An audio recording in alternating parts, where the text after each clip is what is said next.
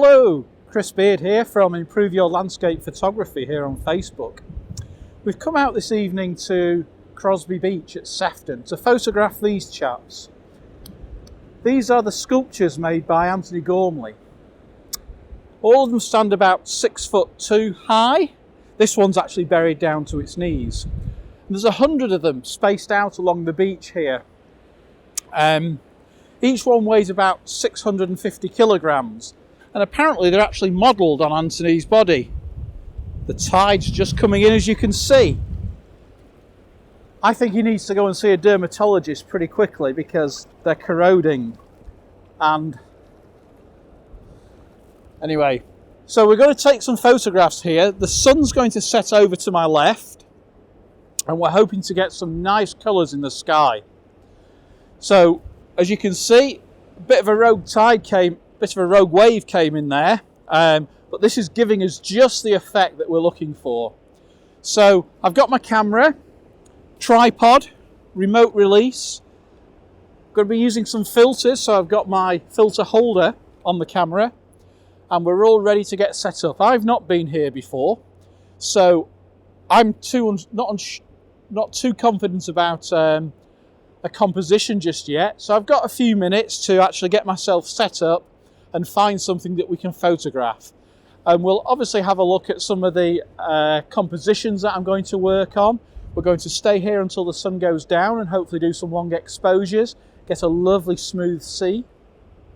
So sunset's in about an hour and a quarter's time. High tide is about half an hour after that. So we've got plenty of time to work on some compositions, and we've got quite a few statues along the beach to be going at. So we're now going to photograph here, just on the surf line, get some photographs of this one, and then maybe move back to one of the other ones. So as I say, this one's buried up to its knees. Tide's coming in, so we've got to act quickly. So come back and see us again in a few minutes. So while I'm busy dodging waves looking for a composition, let's have a quick look at exactly where I am. This is a map of the northwest of England. You can see Liverpool just to the bottom centre, Warrington over to the right, Southport up to the north. So Crosby Beach is just where this red dot is here. So it's just north of Liverpool. You can come up the M6 or down the M6 and take the M58 right the way in. So it's quite an easy place to get to. Let's have a look at a closer map now. There we go. This is exactly where we were photographing on the beach here in red.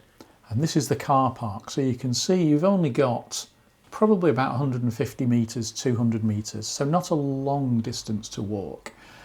Entrance is via Mariners Road here. This is Crosby Leisure Centre. So come to the end of the road and then you can turn straight into the car park. It's a free car park, by the way.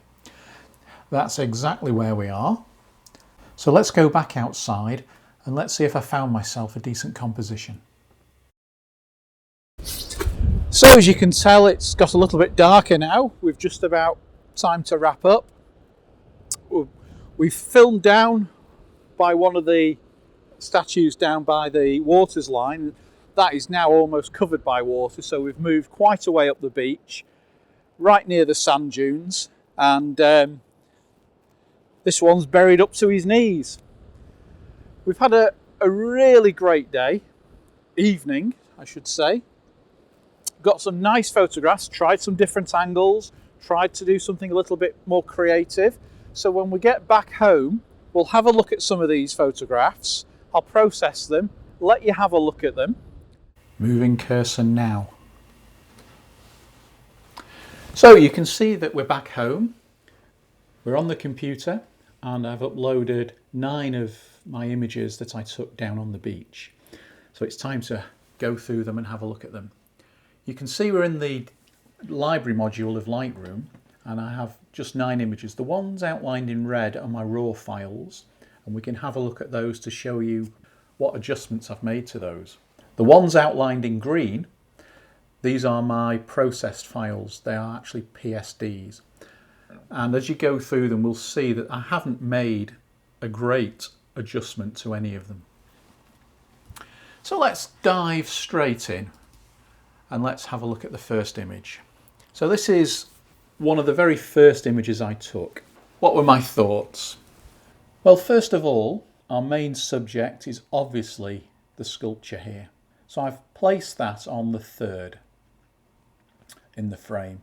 If we just call up the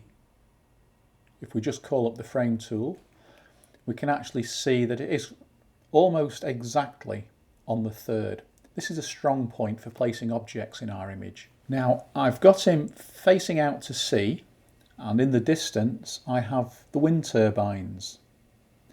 So there's a nice little connection there between our main subject, the sculpture, and the turbines. He's actually looking out to sea. So it's always nice to have this connection within your image. Another feature are these vapour trails, as I saw in the sky. Tried to use them to point down roughly in the direction of my main subject here, and this one curves nicely round. The third point I was conscious of is getting the sun directly behind the head of the sculpture. The sun is obviously going to be the brightest part of your image, and if it had been anywhere else it had blown out completely white and it would have attracted attention and wouldn't have looked that nice. So by placing it behind the head, it is diffused quite a lot. Still not perfect, there's still some white areas around it, but it's almost impossible to retain that detail in there. I used a neutral density graduated filter over the sky to hold the sky back a little bit, and that's worked quite nicely. So all in all, it's quite a nice composition. I was also very careful to notice these waves rolling in. Every so often one would form a little arc leading up to my sculpture. So I waited. Eventually I caught one or two that were in the nice position. So that all kind of completes the frame. We have this vapour trail curving round down to my statue here, and we have this wave nicely curving up to the statue here. So the focus is on our statue, but there's also this connection with the background. We've also been very careful to make sure that we capture nearly all the reflection in there as well. So quite a nice image, nice blue tones throughout with a little bit of orange on the horizon. It was about 1/50th of a second, ISO 100 and f11. Now what bothers me about this image, and I don't know how well it comes across in this video, but this area out here in the ocean, because I am shooting into the sun, I am getting a little bit of flare in my image, and the contrast has been reduced in this area. To my eye, I'm thinking that is quite a distraction. As I said before, I don't know how well that shows up on the video, but I can see it here. So it's something to think about should you go down to Crosby Beach and try yourself. I processed it and I did very little to it.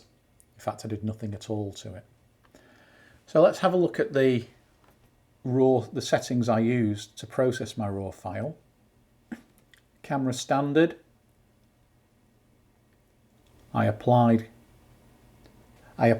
profile corrections and removed chromatic aberration. Detail, as you can see, 42 on the sharpening, 0.8 on the radius.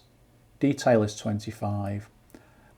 Didn't have much noise in there, but I've taken what little noise there was out completely by luminance 39, detail 50, and then masking. I showed in a previous video how to do this, and you can see the black areas has no sharpening applied, and the white areas is where all the sharpening is going to be applied to that image, which we just want on the edges. On the basic panel, you can see I haven't applied any clarity, vibrance of +10, nothing to the blacks, decrease the whites by by 9 points. Boosted the shadows quite a lot and reduced my highlights quite a lot. And exposure 0.4 and contrast plus 15. Not a lot at all. So that's how I arrived at that image. Let's move on to my next one, taken a few minutes later. As you can see, I used a 10-stop neutral density filter on this one to smooth out the sea. ISO 400, a 10-second exposure, and I actually increased the aperture on my lens to f22 to make it a lot smaller, and that would help give me a longer exposure time. As you can see, we have a nice shadow here, bright areas either side, again still on the third looking out to the wind farm, but the bright area has become far too bright due to the long exposure. So fairly similar to the first image, only this one has smooth seas in it due to the long exposure. And you can see the blurring effect of most of these wind turbines. There's still one or two that aren't working. So it helps to show that the image is sharp. Again, the colours in this are quite muted, quite pastel. We can see that I've done very little to this image. +4 on the vibrance, -7 on the blacks, +18 on the shadows, and just adjusted the white balance a little bit to make it a little bluer and add a little bit of magenta into it as well. So not a huge amount done to this one, and absolutely nothing done to the edited one. This is, for my tastes, a bit too burnt out. Moving on, still working on this theme of having the statue looking out to the wind turbines. I've now moved back out of the sea. I'm now using a 70 to 200mm lens at 200mm, f11. This is a 6-second exposure at ISO 400. Wanted to retain the statue sharp, but throw everything else out of focus. So we have this, because I'm not pointing into the sun now, we do get the sky rendered quite nicely. What I really like about this image is just look down at the sculpture's hands. You can see little trails of water flowing off that are illuminated by the sun. Just a little bit of a detail. This here's the sea as it washes in. Because we're on a 6-second exposure, it's not actually rendered sharp. So this is the blurred sea moving over the sculpture.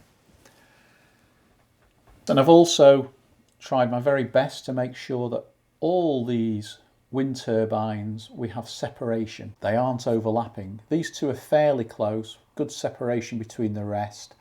And also my sculpture, there's separation each side between those as well. That's something to keep in mind when you are photographing objects. Trees are a good thing. Try not to have the tree trunks overlapping. Try to get separation between them all. So that was the third composition. I then noticed the vapour trail in the sky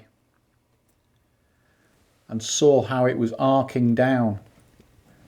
Once again, I used my 70 to 200mm lens, this time at 116mm.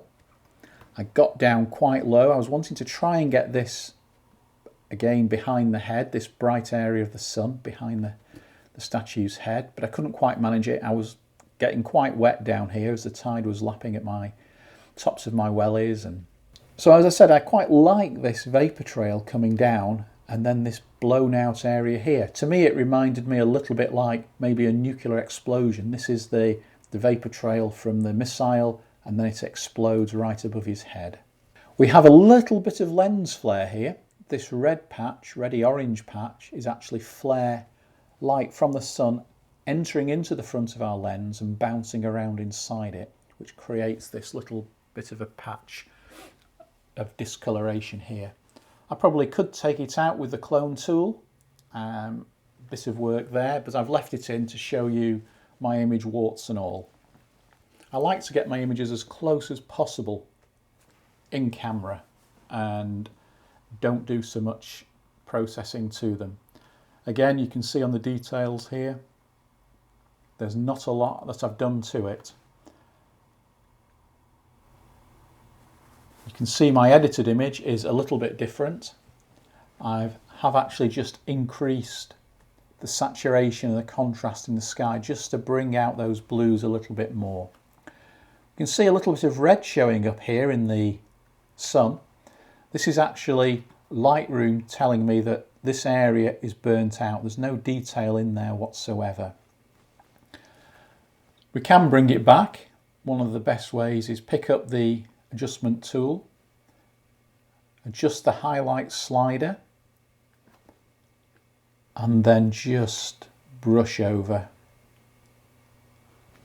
And we haven't actually brought detail in, but we've stopped it from blowing out white. And that's a local adjustment. We can see the edges are still there, but when you zoom in, they go. Just an anomaly with Lightroom and the way it works. We can maybe just run around those edges with our adjustment tool once more. See if they come back. Just a few, but that's nothing to worry about. I say it's the fact that it is a big white area is something that would concern me. Your eye always goes to the brightest part of an image. And for me, that's too large a white area. But still quite a pleasing image. Moving on to my next image.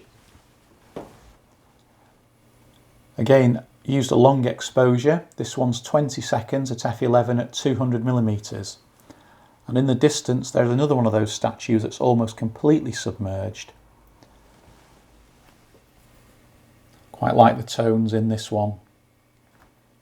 Once again we have this little burnt out area left, so we can once again adjust our highlights and just brush over them to just bring those back in.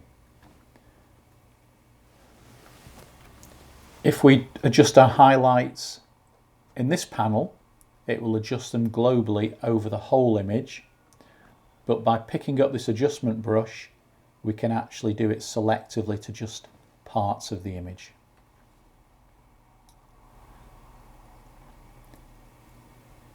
As you can see, I've used a square format for this one. Something I'm experimenting with quite a lot at the moment, looking at square format images, which I think work quite nicely. While I was in the water here, I say getting very wet, the waves were lapping over the top of my Wellingtons and on my thighs and backside as I was crouched down low, getting the sun behind the head. I was noticing the waves crashing over the statue. So I took off my 10-stop filter and zoomed in, got as close as I could as the waves were crashing over. Several images, didn't quite time it right, but that was the best of the 7. A little bit more spectacular. And all I've done to this one is we can see that the raw file here, if we look down here, it's very blue in the shadow areas. So I've just warmed up the shadow areas in this area here, and I've also just brightened the highlights in the spray here just to make that stand out a bit more. So yet another composition. This one back on dry land, a 30-second exposure at 200mm and f13, looking at one of the statues as he slowly submerges under the water, looking out to, I actually don't know what it is, but some feature. Nice blues in the sea, very pastel-y skies there. Very straight image. And as I was taking this, I noticed a big boat coming past. So I got back and tried to get the boat in the frame along with the statue.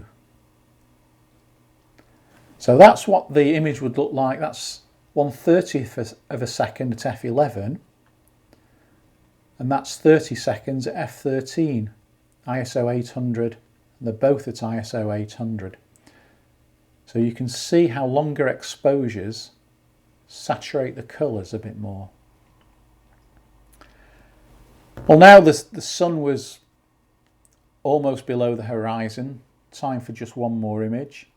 Back on dry land where I finished filming, got behind the statue that was buried up to his knees, looking out towards where the sun had set. There's my raw file. You can see very little adjustments made to that. And there's my final image. I will probably take this out because it is such a long exposure, 30 seconds.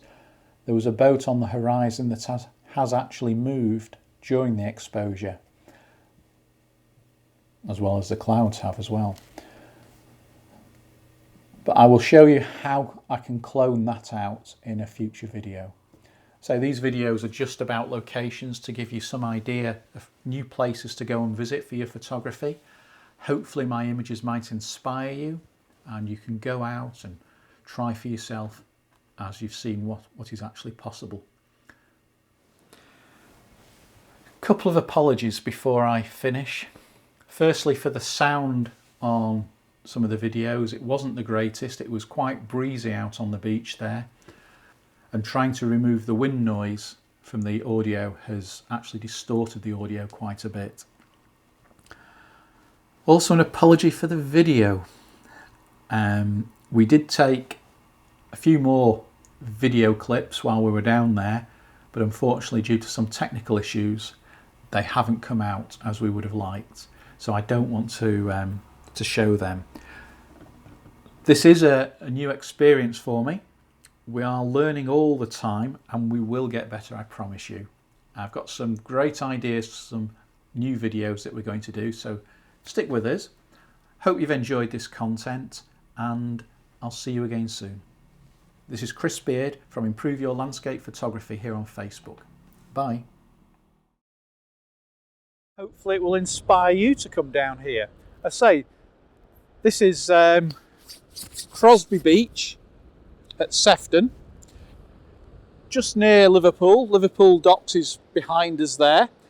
Boats going up and down. It's a fantastic location.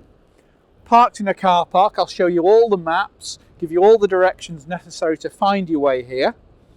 And don't forget to subscribe to our YouTube channel, Improve Your Landscape Photography, and also go onto our Facebook page and like that for us.